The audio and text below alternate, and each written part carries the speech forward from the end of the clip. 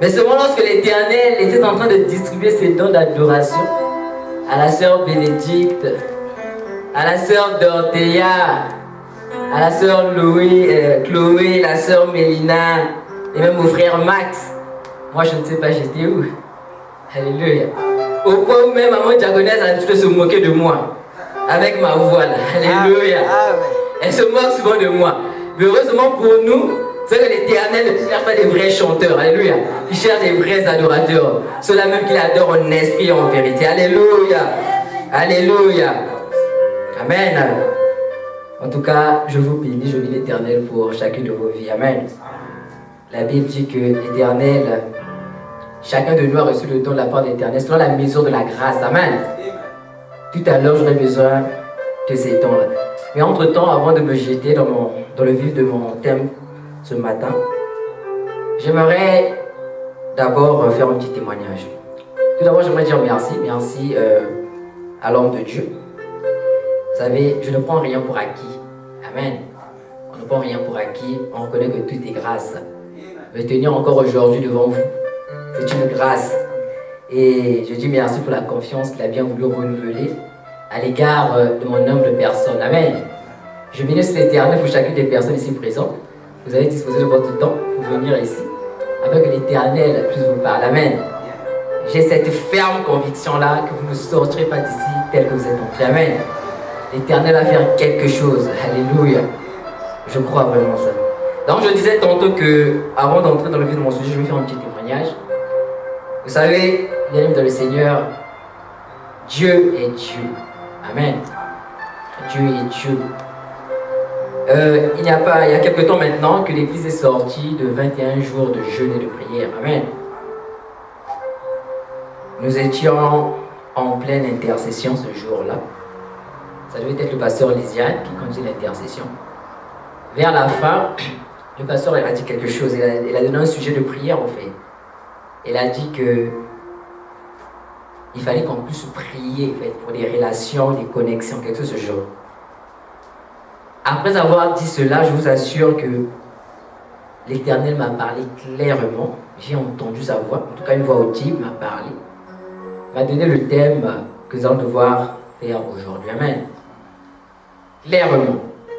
2 jours, 3 jours plus tard, je reçois un appel, c'est l'homme de Dieu. L'homme de Dieu qui m'appelle pour me proposer, me demander si je pouvais intervenir en fait avant la fin des 21 jours de jeûne et de prière. Je voulais intervenir le dimanche. Mais j'ai eu un empêchement. Je ne pouvais pas intervenir. Le vendredi d'avant, c'était maman diaconesse qui avait intervenu. Le dimanche, je n'avais pu intervenir, j'avais un empêchement. J'ai demandé à l'homme de Dieu de me programmer pour un autre jour. Je me disais peut-être le vendredi d'après, voire le dimanche d'après. Le vendredi d'après est arrivé, je n'ai pas été programmé. Ensuite, je pense que c'est l'homme de Dieu lui-même qui est passé. Après le dimanche, l'Éternel a suscité son serviteur, le pasteur Habib. Amen. Il a suscité son serviteur, le pasteur Habib. Il est arrivé ici afin de nous transmettre la pensée du Seigneur pour son peuple. Lorsque le pasteur Habib arrive, ce jour-là, je ne suis pas là, j'ai pu regarder la vidéo sur YouTube.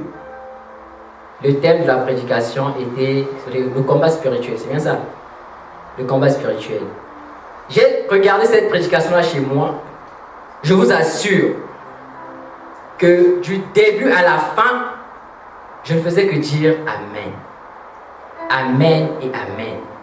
Et après chaque Amen, je pouvais me repentir. Je disais Seigneur, pardonne-moi. Amen. Je disais Seigneur, pardonne-moi. Parce que tout ce que le pasteur Habib avait dit ce jour-là, c'est le message que l'Éternel voulait que je dise. Et pour la petite histoire, c'est que lorsque j'ai causé avec l'homme de Dieu, il m'a dit que le message du pasteur Habib sur le combat spirituel, ce n'était pas le message qu'il avait emmené ici à Tambov. Il était arrivé avec un autre message. Mais arrivé sur le champ, et lorsqu'il a appris que nous étions en période de jeûne et de prière, le matin même avant d'arriver ici à l'église, l'Éternel a mis dans son cœur ce message sur le combat spirituel. Et c'est ce que je devrais parler. Amen. C'est sur ce message-là que je devrais parler. Si j'avais le temps, en fait, ce dimanche, de pouvoir intervenir. Il a peut-être fait de ça tout un thème, mais pour moi, c'était un point dans mon message. Amen. Et l'Éternel m'a beaucoup enseigné sur ce point-là. Vous savez, l'Éternel, Dieu, n'utilise pas des personnes forcément remplies. Amen. Dieu n'utilise pas des personnes remplies. Il utilise des vases. Pas des vases remplis, j'allais dire. Il utilise des vases disposés. Amen. Le vase peut être rempli. Lorsque le vase n'est pas disposé, Dieu ne pourra pas t'utiliser. Amen. Quand on parle de rempli ici, c'est dans tout le sens du terme. Hein. C'est-à-dire, tu peux être rempli avec la relation de la parole. Rempli, tu peux être intelligent, tu peux parler. Tu es rempli en tout cas. Mais Dieu ne t'utilise pas parce que tu n'es pas disposé. Amen. Dieu utilise des vases disposés. Amen. Et Dieu me l'a enseigné. On apprend des telles choses comme ça quelquefois à nos dépens. Puisqu'on évolue avec Dieu, on apprend des choses. Amen. Dieu utilise n'importe qui, pourvu que son message soit transmis. Amen. Dieu a utilisé Josué. Moïse est peut-être cru chouchou de l'Éternel, mais Moïse n'a pas pu entrer dans Canaan. Amen. Il n'a pas pu entrer dans la terre promise. Dieu a suscité Josué. Balaam, qui se croyait peut-être rempli dans tous les sens du terme. Dieu s'est servi de son âne, alléluia, pour parler. Dieu utilise n'importe qui. Amen. Il ne faudrait pas se dire que nous sommes incontournables avec Dieu. Nous ne sommes pas incontournables. Amen. Nous ne sommes pas incontournables. Nous ne sommes pas incontournables. Il utilise qui il veut, quand il veut. Et le Saint-Esprit a continué à m'enseigner concernant la relation de Dieu et de l'homme. Vous voyez, c'est comme le poisson et l'eau. Le Saint-Esprit me disait une chose, que le poisson ne peut pas vivre en dehors de l'eau. Amen. Le poisson ne peut pas vivre en dehors de l'eau. Mais l'eau sans le poisson, l'eau continue à exister. La mer sans le poisson, la mer continue à exister. C'est comme Dieu et l'homme. L'homme ne peut pas vivre en dehors de Dieu. L'homme ne peut pas vivre en dehors de Dieu. Mais sans l'homme, Dieu continue à exister. Amen. Dieu n'a pas forcément besoin de l'homme. Amen. Amen. Amen. Dieu n'a pas forcément besoin de l'homme.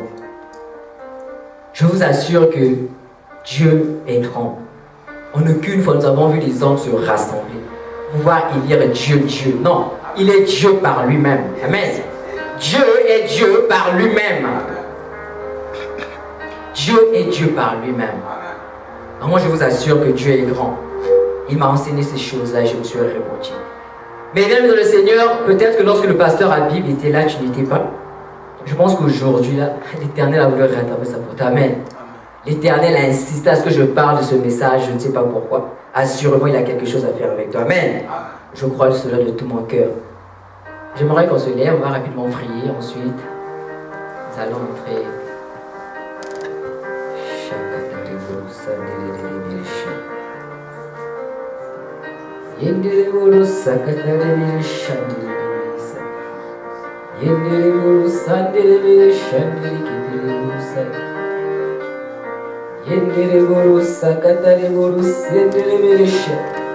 Yahvé Père Céleste, aujourd'hui encore, j'aurais été Jérémie, je dirais que je suis petit. Car lorsque je vois mon âge, effectivement, je ne pense pas être grand. J'aurais été Moïse, je dirais que je ne sais pas. Car cela n'est pas moins vrai. Quelquefois mon vocabulaire est faible. J'aurais été Jean, je dirais, il faudrait que je diminue afin que toi seul croisses. Oh Père, ce matin encore Jésus, j'aimerais disparaître afin que toi seul apparaisses. J'aimerais disparaître afin que toi seul apparaisses, Père. Prends le contrôle, Seigneur. Prends le contrôle, Seigneur. Viens mettre les paroles dans ma bouche, Seigneur, afin que je transmette fidèlement, Seigneur, tes oracles à ton peuple. Afin que je transmette fidèlement ta pensée à ton peuple, Jésus. Je m'abandonne à toi. Je lève mes mains, Seigneur, en signe d'abandon, Seigneur. Je te donne tout de moi. Je te donne tout de moi. Je viens me livrer ce matin, Père. Je viens me livrer à toi. Je ne veux rien retenir. Sers-toi de moi, Seigneur. Sers-toi de moi, Seigneur, mon Dieu. Comme un simple canal, Seigneur, afin de parler à ton peuple ce matin. Dispose aussi ce peuple, Seigneur, à recevoir, Seigneur, tes paroles.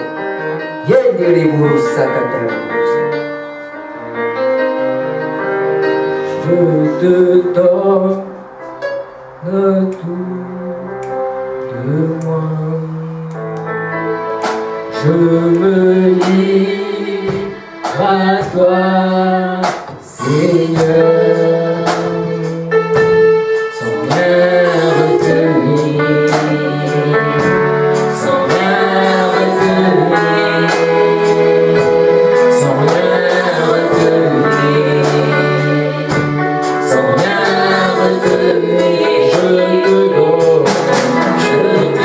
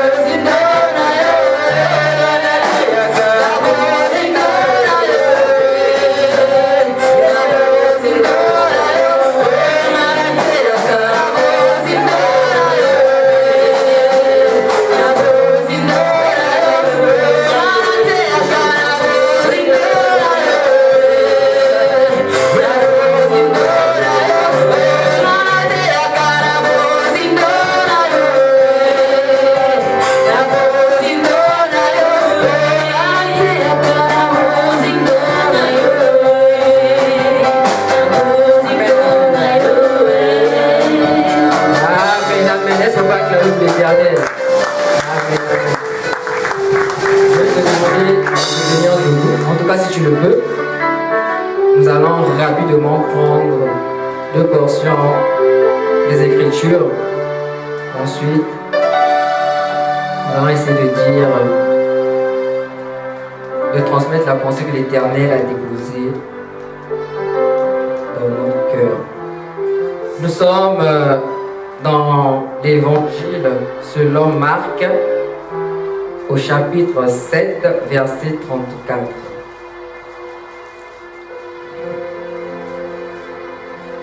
L'Évangile selon Marc, chapitre 7, verset 34. Ensuite, nous allons devoir lire, nous allons prendre Matthieu 16, 19. Matthieu 16, 19. On commence par Marc 7, 34. Nous allons commencer à partir du verset 31 pour une meilleure lecture, une meilleure compréhension ensuite, jusqu'au verset 37. Lisons au nom du Seigneur. Jésus quitta le territoire de Tyr et revint par Sidon vers la mer de Galilée. En traversant le pays de la Décapole, on lui amena un sourd qui avait de la difficulté à parler. Et on le pria de lui imposer les mains. Il le prit à part loin de la foule, lui mit les doigts dans les oreilles et lui toucha la langue avec sa propre salive. Puis, levant les yeux au ciel, il soupira et dit, Ephphatha, c'est-à-dire ouvre-toi. Aussitôt ses oreilles s'ouvrirent, sa langue se délia et il parla très bien. Jésus leur recommanda de n'en parler à personne. Mais plus il leur recommanda, plus ils le publièrent. Ils étaient dans le plus grand étonnement et disaient, il fait tout à merveille. Même il fait entendre les sourds et parler les muets. Amen. On va lire rapidement Matthieu 16, 19. Lisons au nom du Seigneur. Je te donnerai les clés du royaume des cieux. Ce que tu lieras sur la terre sera lié dans les cieux. Et ce que tu délieras sur la terre sera délié dans les cieux. Amen. Amen. Vous pouvez vous asseoir. Amen, amen, amen, amen. Bienvenue dans le Seigneur, vous savez, tout ce que l'Éternel fait est bon. La vie de Jésus-Christ était une vie d'enseignement. Amen. De sa naissance, lorsqu'il a commencé à grandir, jusqu'à ce qu'il est entré dans le ministère, tout a été enseignement. Amen. Bienvenue dans le Seigneur. La Bible dit ceci, lorsque Jésus-Christ est né, on a entendu parler de Jésus-Christ à l'âge de 12 ans. Après, on n'a plus entendu parler de Jésus-Christ. Il est revenu à 30 ans. Amen. Et lorsque Jésus arrive, qu'est-ce qu'il fait? Il va recevoir le baptême. Il se dirigea vers Jean. Amen. Pour recevoir le baptême. Tous nous savons que Jean-Baptiste était en train de donner le baptême de la repentance. Amen. Mais la même Bible nous révèle une chose, c'est que Jésus n'a jamais connu le péché. Amen. Jésus n'avait jamais connu le péché. Mais pourquoi devrait-il aller prendre en fait le baptême de la repentance? Comment expliquer cela? En soi, c'était un enseignement. Jésus voulait nous faire comprendre une chose, c'est que le baptême était vraiment un engagement d'une bonne conscience. Qu'il n'était pas bien de baptiser des petits enfants. Il fallait être mature, amen, avant de recevoir le baptême. Donc c'est à cet âge-là que Jésus a accepté d'aller se faire baptiser auprès de Jean. Et vous allez remarquer une chose. Lorsque Jésus-Christ arriva pour se faire baptiser auprès de Jean, Jean n'a pas voulu. Mais Jésus-Christ dit une chose que j'aime bien. Il dit ceci. Laisse maintenant faire. Amen. Laissons maintenant faire tout ce qui est juste. Jésus veut nous enseigner une chose ici là. Qu'il y a une différence entre ce qui est juste et ce qui est bon. Tout ce qui est bon n'est forcément pas juste. Mais tout ce qui est juste est forcément bon. Amen. Ce qui est bon était que c'est le supérieur qui bénit l'inférieur. Amen. Donc c'était à Jésus de baptiser Jean. Mais écoutons, on voit que c'est le contraire qui se passe. C'est un enseignement bon. Amen. On voit encore la vie de Jésus-Christ. Lorsqu'il pouvait guérir les malades, quelquefois lorsqu'il guérissait les aveugles, il suffirait tout simplement d'une simple prière pour que l'aveugle puisse recouvrir la vue. D'autres encore envoyaient, il fallait qu'il puisse faire de la boue avec sa salive et mettre cette boue là sur les yeux de l'aveugle. Amen. Pour que l'aveugle puisse recouvrir la vue. Tout ça, c'était des enseignements. Amen. C'était des enseignements pour dire qu'il ne faudrait pas attendre Jésus que non. Parce que hier j'ai prié, Jésus est arrivé à droite, qu'aujourd'hui ça va venir à droite. Non. Tu peux attendre Jésus à droite, Jésus vient à gauche. Tu peux attendre Jésus à gauche, il vient à droite. Tu peux attendre Jésus en haut, il vient en bas. Amen. On ne comprend pas Jésus. Amen. C'était les enseignements. Ici, la Bible nous dit une chose. Dans Marc 7, si on commence à partir du verset 31, la Bible dit ceci. Jésus quitta le territoire de Tyr et revint par Sidon vers la mer de Galilée. En traversant le pays de la Décapole, on lui amena un sourd. La Bible précise qui avait de la difficulté à parler. Amen. C'est ce que la Bible précise. Je n'ai pas donné mon thème rapidement, excusez. Le thème de ce matin, c'est Ephata, ouvre-toi. Amen. C'est mon thème. Ephata, ouvre-toi. Donc, la Bible dit que, la Bible précise une chose, que le sourd a fait de la difficulté à parler. Pourquoi cette précision-là? Bien vu le Seigneur, lorsqu'on lit la Bible, lorsqu'on médite la Bible, nous devons faire très attention, même à la moindre virgule. Amen. Même à la moindre virgule. Vous savez, la ponctuation peut sauver comme elle peut tuer. Je vais vous conter rapidement une histoire. Vous me permettez, je peux enlever la veste, il fait chaud.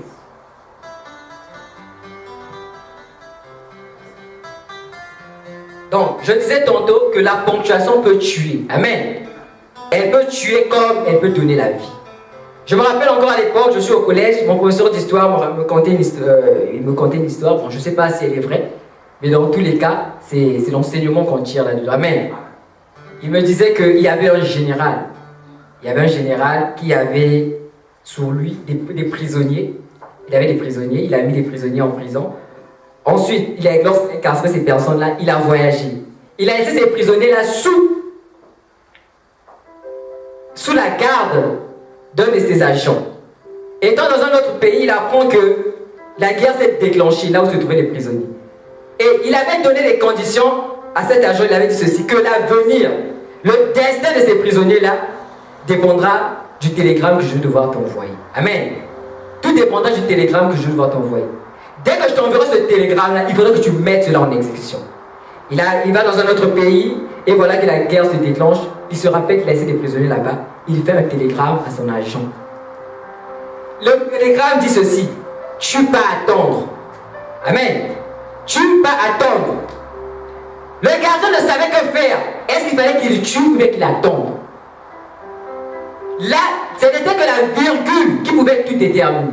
S'il mettait tu, virgule, pas attendre, il tuait. Amen. S'il mettait tu, pas, virgule, attendre, il attendait, il sauvait une vie. Amen. Voyez-vous comment que la ponctuation est importante? Amen. La ponctuation peut tuer comme elle peut donner la vie. Amen. Alors lorsqu'on médite la parole de Dieu, nous devons faire attention même à la moindre virgule. La Bible précise ici que on lui amena un sourd qui avait de la difficulté à parler. Pourquoi cette précision-là? J'aimerais pas qu'on aille vite en besogne. On va aller tout doucement. Amen. Pourquoi cette précision-là? Tout simplement parce que nous devons savoir une chose. Vous savez, lorsqu'on est sourd, lorsqu'on est muet, on peut entendre. Amen. On peut être muet et entendre. Mais on ne peut pas être sourd sans être muet. Et je fais comprendre. Écoutez, on peut être muet sans être sourd. Mais on ne peut pas être sourd sans être muet. Amen. Écoutez, je vais m'expliquer. C'est quoi un muet? Un muet, c'est une personne qui n'a jamais parlé. Ou bien qui à un certain moment de sa vie a perdu l'usage de la parole. Amen. C'est ça un muet. Et un sourd, c'est qui un sourd? Un sourd, c'est celui-là qui n'a jamais entendu. Ou bien à une certaine période de sa vie a perdu l'usage de l'audition. Amen. Voilà celui-là un sourd. Mais lorsque je parle de muet ici, vous devez savoir qu'il y a deux types de personnes muettes. Il y a des personnes qui sont muettes parce que elles ont eu des problèmes au niveau de leur corde vocale. Amen. Elles sont peut-être nées comme ça, elles ont des maladies congénitales, je ne sais pas. Elles ont des problèmes au niveau de leur corde vocale. Elles ne peuvent pas parler. Mais ce type de personne-là peut entendre. Elle ne parle pas, mais elle entend. Amen. Et il y a d'autres personnes, par contre, qui sont muettes, tout simplement, non pas parce qu'elles ont des problèmes au niveau de leur corde vocale, mais tout simplement parce qu'elles n'ont jamais entendu. Amen. Parce que pour parler, il faudrait entendre. Amen. Pour parler, il faudrait entendre. C'est parce que le bébé peut entendre papa ou maman qui les répète cela. S'il n'entend pas, il ne peut pas parler. Cela veut pas dire forcément qu'il y a des problèmes au niveau de ses cordes vocales. Et là, je peux comprendre. C'est ça qui est la vérité. Pour parler, il faudrait entendre. Tous ici ont peut-être déjà regardé le film de Tarzan de Mowgli. Amen. Il vivait avec des animaux, il commençait à parler comme des animaux. Amen. C'est ça la vérité. Pour parler, il faut d'abord commencer à entendre. La Bible précise ici qu'il avait de la difficulté pour parler. Et moi je suppose que ici le vrai problème c'était les oreilles. Les cordes vocales n'avaient pas de problème. Amen. C'est ce que moi je suppose. C'est pas écrit mais c'est ce que je suppose. J'en crois vraiment. Amen. Donc c'est ça la vérité. Donc il avait de la difficulté à parler. Vous voyez aujourd'hui de nos jours, il y a un problème. Beaucoup des hommes de Dieu sont taxés de faux. Surtout les prophètes, au pauvre ministère prophétique. Ils sont taxés de faux. Pourquoi? Parce que ce qu'ils disent tarde à arriver ou bien n'arrive jamais. Ça tarde d'arriver ou bien ça n'arrive jamais. Ils sont taxés de faux. Et toutes ces personnes-là qui les taxent de faux n'ont pas forcément tort. Et n'ont pas forcément tort. Quelquefois, ils ont raison. Quelquefois, ils ont raison. Pourquoi raison? Parce que la Bible dit même ceci dans Deutéronome 18, 21 à 22. On reconnaîtra un serviteur, un prophète est vrai. Lorsque ce qu'il aura dit s'accomplira, arrivera. Amen. C'est que c'est l'Éternel qui avait parlé. Amen. C'est que c'est l'Éternel qui avait parlé. Si ça n'arrive pas, c'est pas l'Éternel à parler. Aujourd'hui, il y a des gens, je vous assure, ce sont des audacieux tout simplement. C'est comme ça que la Bible les qualifie. Amen. Il y a des gens qui sont des audacieux. Ils n'entendent pas, mais ils veulent parler. Comment tu vas bien parler si tu n'as pas entendu? Amen. Comment tu voudrais bien parler si tu n'as pas entendu? Il y a ceux qui parlent, ils n'entendent pas, mais ils parlent. Ils donnent des prophéties qui en réalité ne sont pas des prophéties, ce sont que des pensées de leur cœur. Et de telles personnes font à ce qu'on puisse taxer tout le monde de faux. Ils donnent des prophéties par sentiment. Dieu ne t'a rien dit, bien-aimé. Je dis que Dieu ne t'a rien dit. Tu vois une soeur triste, tu te dis c'est sûrement que celle-là cherche le mariage. Alléluia. Tu te dis que sûrement celle-là cherche le mariage. Tu viens, tu donnes une prophétie. Tu es audacieux. Tu donnes une prophétie. Tu dis que je vois, l'Éternel m'a dit. Dieu m'a dit que dans 2 ans, tu seras marié. Je suis en train de voir avec beaucoup d'enfants.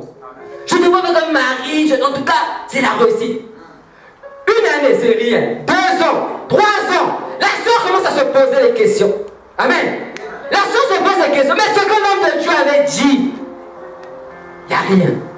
Mais c'est tout simplement parfois parce que l'homme de Dieu est audacieux. Il a donné la prophétie sous le sentiment. Amen. Il n'a pas entendu. Mais lorsqu'on n'entend pas, ne parlons pas. Parce que nous allons mal parler. Nous aurons de la difficulté à parler. Pour bien parler, il faudrait entendre. Amen. Tant que tu n'as pas entendu, ne parle pas. Ainsi, j'aimerais aussi dire une chose. Un serviteur de Dieu, lorsque tu traînes souvent avec les hommes, lorsque tu écoutes souvent les hommes, tu finiras par parler comme les hommes. Tu as raté quelque chose, je veux répondre. Je dis ceci, lorsqu'un serviteur de Dieu, tu traînes souvent avec les hommes, tu écoutes souvent les hommes, tu finiras par parler comme les hommes. Et lorsqu'un serviteur de Dieu est souvent en retraite, lorsqu'un serviteur de Dieu est souvent sur la montagne, comme Moïse, en train d'écouter Dieu parler, il finira par parler comme Dieu. Et quand Dieu parle, ça se réalise. Amen. Et on confirmera que tu es un vrai. Amen. Amen.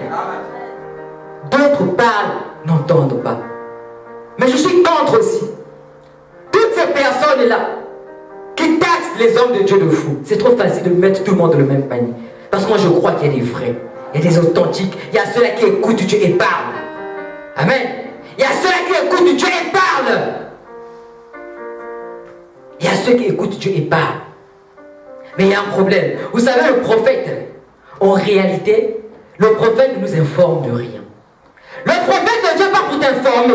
Le prophète est tout simplement pour confirmer la parole que Dieu a déposée dans ton cœur. Amen. Je dis que le prophète ne vient pas pour t'informer, il vient pour confirmer la parole que Dieu a déposée dans ton cœur.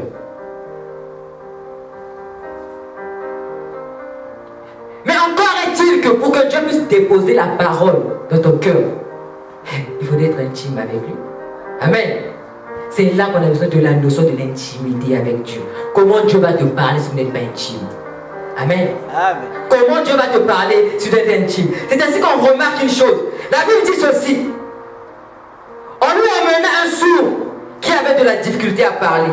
On le pria de lui imposer les mains. Il le prit à part. Il le prit à part, loin de la foule. Amen. Jésus prit à part le fou, loin de la foule. Ici, là, il y a la notion de l'intimité. Amen. Dieu nous appelle à l'intimité. Yes.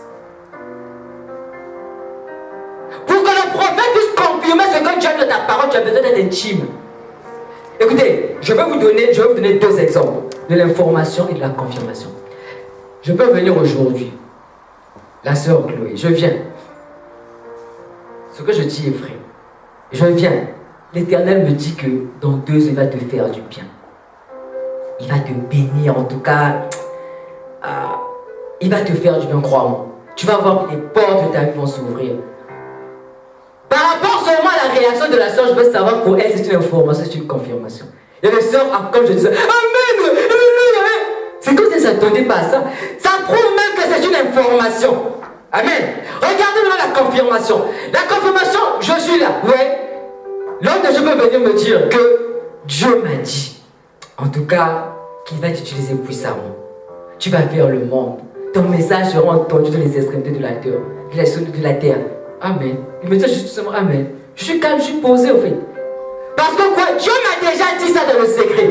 Donc ce que l'homme de Dieu est en train de me dire là, ce n'est pas une information. C'est-à-dire qu'il est en train de confirmer tout simplement ce que Dieu avait déjà déposé dans mon cœur. Amen.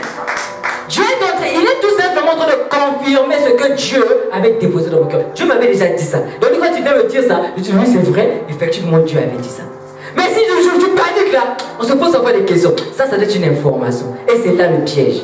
C'est parce qu'aujourd'hui, les gens ne veulent plus être intimes avec Dieu. Je me souviens d'une chose avec Dieu. La Bible dit ceci, lorsque Dieu est descendu lui-même en personne pour aller détruire Sodome et Gomorrhe, il est passé vers Abraham. Alléluia. Il est passé vers la maison d'Abraham. Il a dit une chose. Cacherai-je à Abraham?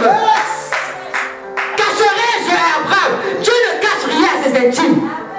Dieu ne cache rien à ses intimes. Lorsqu'on est intime avec Dieu, Dieu te révèle les choses. Il ne cache rien. Mais il y a un problème ces derniers jours. Avec nous autres chrétiens des temps modernes.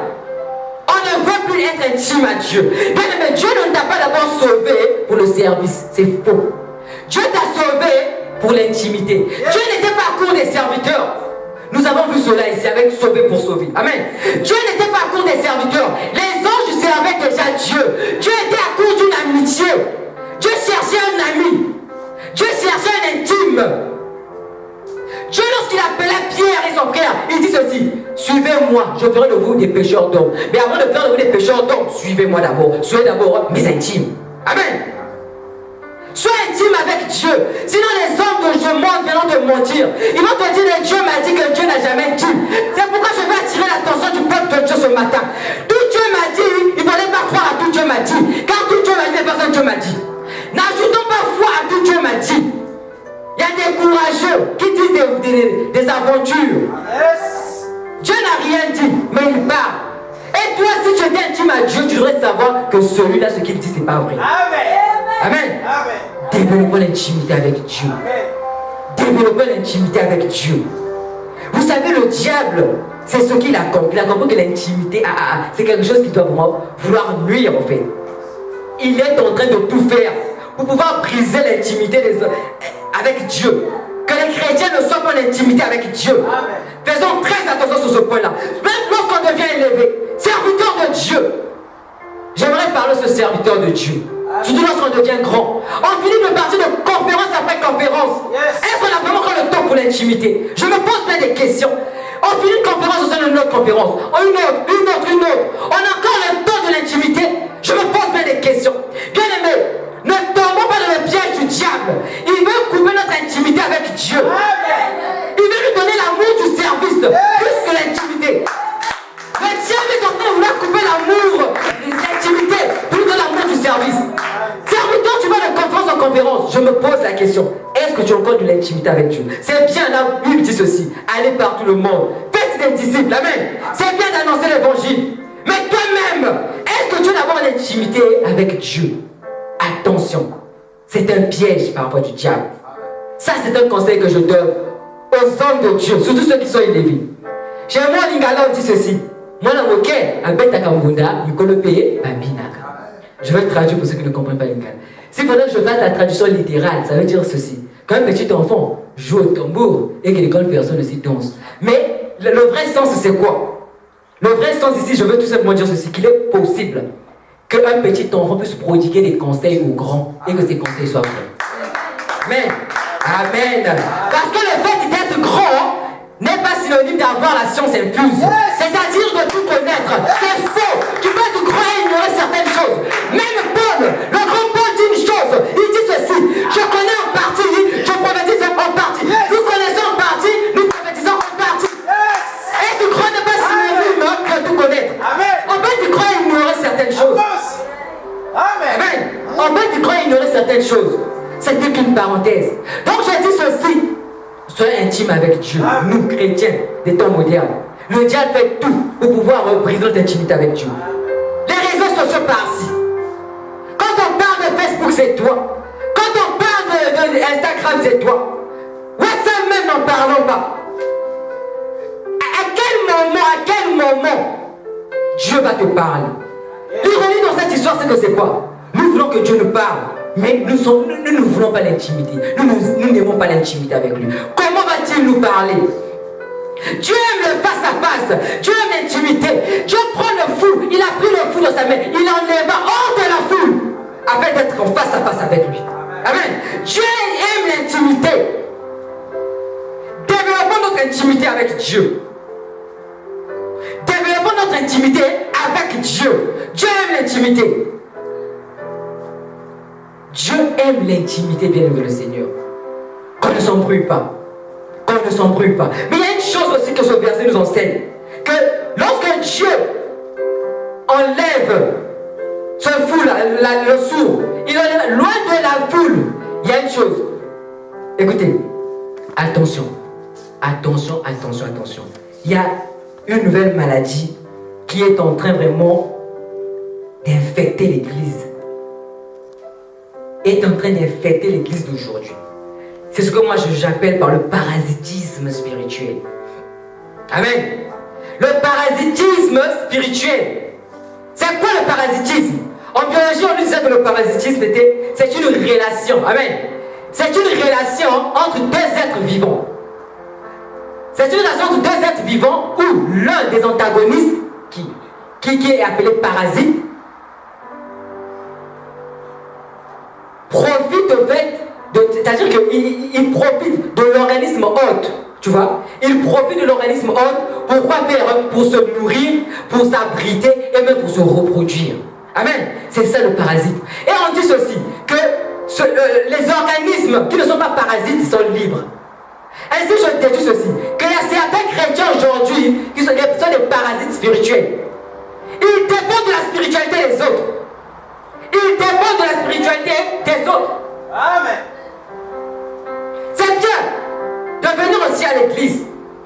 C'est bien, c'est une très bonne chose. La Bible dit ceci, qu'il est doux, et qu'il est agréable pour des frères et des sœurs de demeurer ensemble. Amen. Amen. C'est bien d'être à l'église. C'est bien d'avoir une église locale là où on prie. Mais après avoir prié ensemble, ait une vie personnelle, une vie personnelle, et un programme personnel. Ne sois pas dépendant de l'église. Au point où lorsque l'église, il n'y a pas de programme de prière à l'église, il n'y a pas de programme de jeûne à l'église, toi tu ne pries pas, tu ne jeûnes. Ne fais pas ça. Amen. Je veux vous dire une chose, ça va choquer certaines personnes, mais laisse-moi vous dire ça. Parmi nous ici, là, même ceux qui nous suivent, là, je vous assure qu'il y a certaines personnes qui vivent encore, ou même qui sont en bonne santé, parce que c'est la grâce de naître dans les familles chrétiennes. Amen. Amen. Parce que tu as la grâce de naître dans une famille chrétienne, que tu es en bonne santé, que tu es vivant. Amen. C'est parce que ton père prie, peut-être parce que ta mère prie, ou un de tes frères prie, ou ta soeur prie. Amen. Tu es en train de faire du parasitisme spirituel, tu es un parasite spirituel. Tu veux laisser prier là. La Bible dit ceci, que la prière fervente du juste a une grande efficacité. Lorsque le juste prie, l'Éternel écoute et il répond. Amen. Lorsque l'Éternel répond, la bénédiction ne tombe pas seulement pour le juste, ça tombe même pour son entourage. Yes. C'est pourquoi toi parfois là, tu es là en bonne santé, parce que quoi, il y a quelqu'un qui prie dans ta famille. Mais ne sois pas dépendant de cette personne-là, car cette personne n'est pas éternelle, seul Dieu est éternel. Un jour cette personne va quitter la terre. Comment tu vas faire? Question. Amen. Un jour cette personne va quitter la terre, comment tu vas faire? Développe une intimité avec l'Éternel. Amen. Développe une intimité avec l'Éternel. Donc l'Éternel ici, lorsqu'il prie, il a dit qu'il le prie il le prie à part loin de la foule. C'est pour lui dire aussi, ne sois pas dépendant parfois de l'église. Ne sois pas dépendant de ta mère qui prie, de ton père qui prie. Et un programme personnel. Après l'église, continue ton programme personnel. Parce que vous savez, Dieu nous parle souvent aussi lorsque nous sommes souvent seuls. Amen. Ce thème, si je l'ai reçu, nous étions ensemble avec le pasteur Lysiane. Ce jour, nous n'étions pas nombreux. On priait, j'ai entendu, je vous assure, clairement dans mon oreille. Ça, je vous assure, j'entends. Lorsque le pasteur a dit, on va prier pour les connexions et les relations, j'entends clairement dans mon oreille, Ephata, ouvre-toi. Amen. J'entends Ephata, ouvre-toi. Je ne comprends rien, je prie, je continue à prier en langue. Après cela, je vais chez moi, je continue mes prières. C'est alors là que le Saint-Esprit a commencé à m'enseigner sur ces choses. Amen. Donc Dieu nous parle souvent lorsque nous sommes ensemble, mais après cela, continuons à avoir un programme personnel avec Dieu. Amen. Donc, il prie, la Bible dit ceci, il le prie à part, loin de la foule, lui mit les doigts dans les oreilles et lui toucha la langue avec sa propre salive. Au verset 34, puis, amen, levant les yeux au ciel, il soupira et dit, Ephata, c'est-à-dire, ouvre-toi. Alléluia. Que quelqu'un dise Ephata. Alléluia. Que quelqu'un dise Ephata. Oh, que quelqu'un dise Ephata. Regardez ce qui se passe. Regardez ce qui se passe. Jésus-Christ, lorsqu'il prie l'aveugle, le sourd, il le prie. Il prit ses doigts, il posa où? Aux oreilles du sourd. La Bible dit ceci. C'est pas aussitôt que Jésus-Christ pria. Jésus-Christ ne pria pas directement afin que les oreilles du sourd s'ouvrent. Qu'est-ce qu'il fait? La Bible dit ceci. Puis, levant les yeux au ciel. Alléluia. Yes. Oh, la Bible dit ceci. Puis, levant les yeux au ciel, il soupira et dit, Ephata, ouvre-toi. Amen.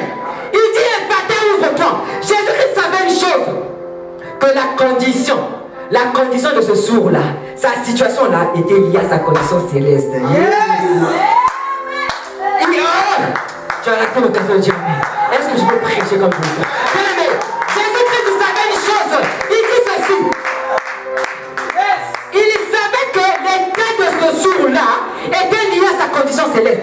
Tant que son ciel était fermé, il devait toujours être sourd. Tant que son ciel était fermé, il devait toujours être muet. Tant que son ciel était fermé, rien ne veut marcher dans sa vie. Il fallait que le ciel de sa vie s'ouvre. Ce matin, le ciel de ta vie doit s'ouvrir. Tu dois ordonner au ciel de ta vie de s'ouvrir. Tu dois crier des patates. Le ciel de ta vie doit s'ouvrir. Je dis que le ciel de ta vie doit s'ouvrir. Tu dois crier Ephata. Ouvre-toi. Jésus-Christ ne s'adressait pas directement aux oreilles. Faux. La Bible dit que puis levant les yeux, il soupira et dit Ephata, ouvre-toi. C'est alors là que le Saint-Esprit comme ça m'enseigne sur le combat spirituel. Et je bénis la vie du pasteur Habib. Amen. Je bénis la vie du pasteur Abi parce que le pasteur Abi nous a détaillé ça ici là. Je vous assure que je me repentais. Je disais au Seigneur, pardonne. Je dis Amen, Seigneur, pardonne-moi.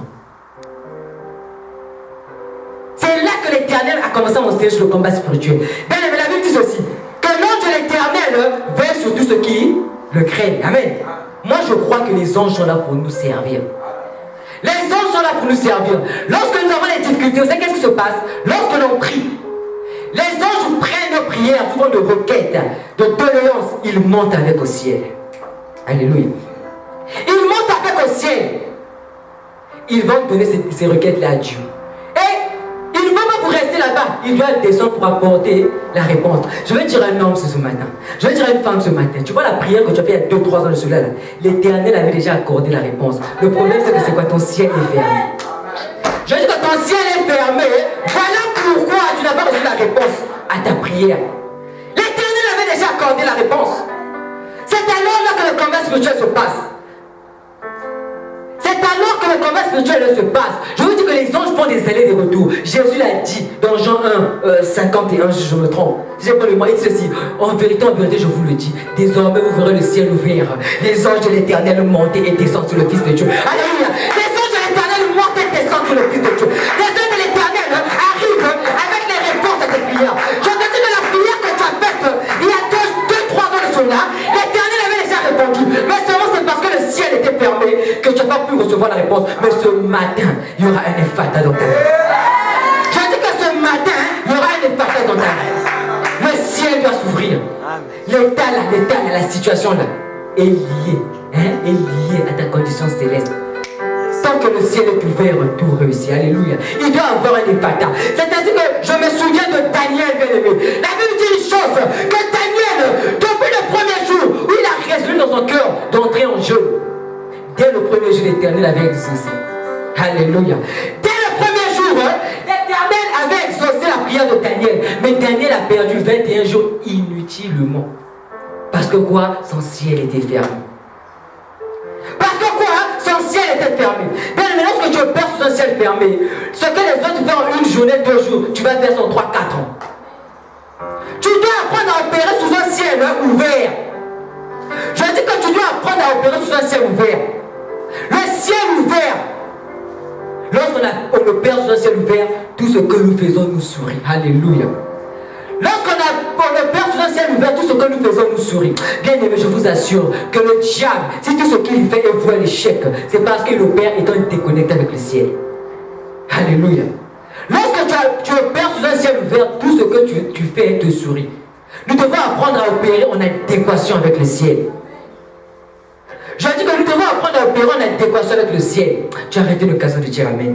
Je dis ceci, nous devons apprendre à opérer en adéquation avec le ciel. Ou bien c'est le mot adéquation que je ne comprends pas. Je vais parler en français facile pour toi. Alléluia.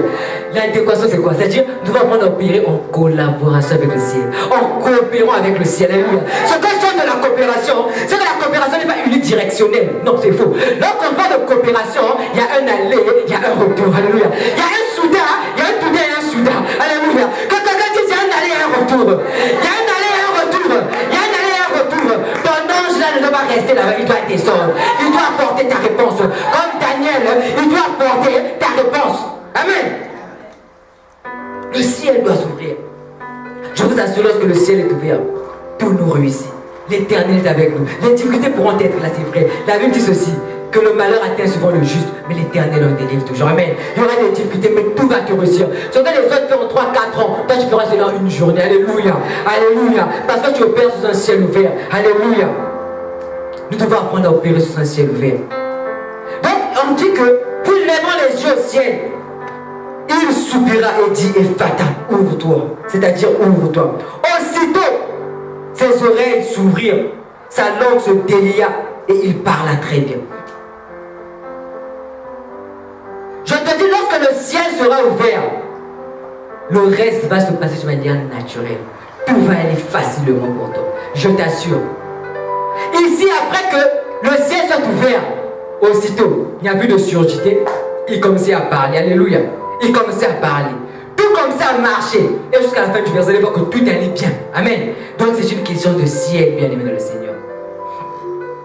C'est une question. Le ciel doit apprendre à s'ouvrir. Mais ce matin, vous savez, je veux être un bon médecin.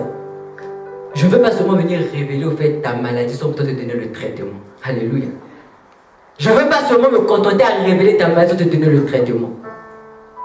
Il y a certaines personnes peut-être parce que tu ne sais pas, tu ne savais pas ces choses-là. Maintenant tu es au courant de cela. Maintenant je vais t'apprendre comment tu vas devoir faire pour ouvrir en fait ton ciel. Je vais te donner quelques clés. Alléluia. Quelques clés, comme le dit le verset ici là. La Bible dit que l'Éternel remit les clés du royaume à Pierre. Amen.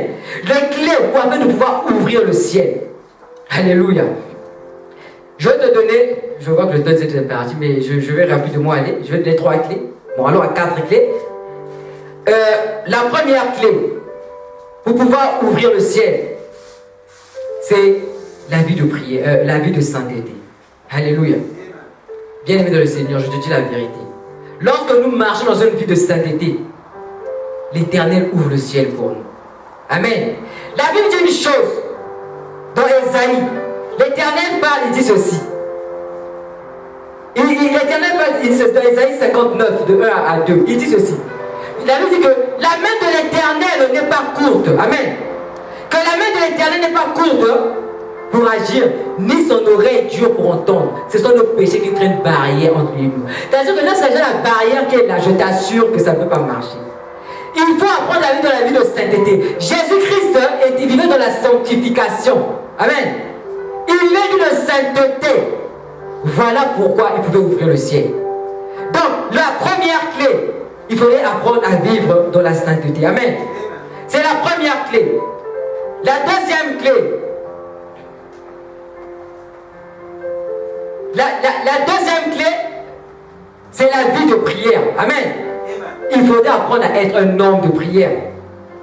La Bible dit dans l'évangile selon Luc 3 à 21 que Pierre, amen, il était là, après avoir il priait, amen. Après le jeûne, la prière, le ciel s'ouvert, s'est ouvert, pardon. Amen. C'est la vie de prière ouvre le ciel. Jésus-Christ lui-même, lorsqu'il est allé se faire baptiser, c'est Jean.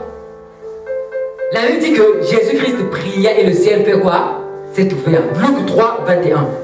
Jésus a prié et le ciel s'est ouvert. Ça, c'est la deuxième clé.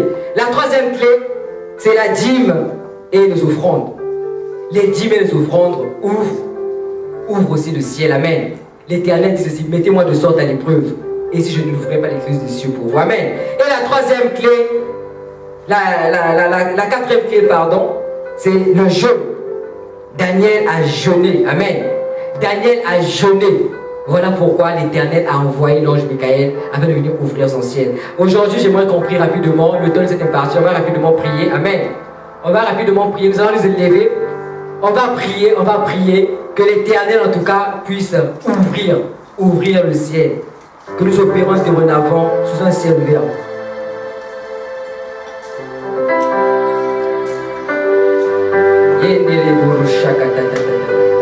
Tu vas prendre cela au sérieux, bien-aimé dans le Seigneur. Tu vas demander à l'Éternel d'ouvrir ton ciel. Au cas où tu continues à opérer sous un ciel ferme, tu vas demander à l'Éternel que ce matin, tu aimerais qu'il y ait un ephata. Qu'il y ait un ephata dans ta vie. Qu'il y ait un ephata dans ta vie. Assez d'être un parasite spirituel. J'aimerais que le ciel s'ouvre. Que l'Éternel ouvre les écluses pour toi.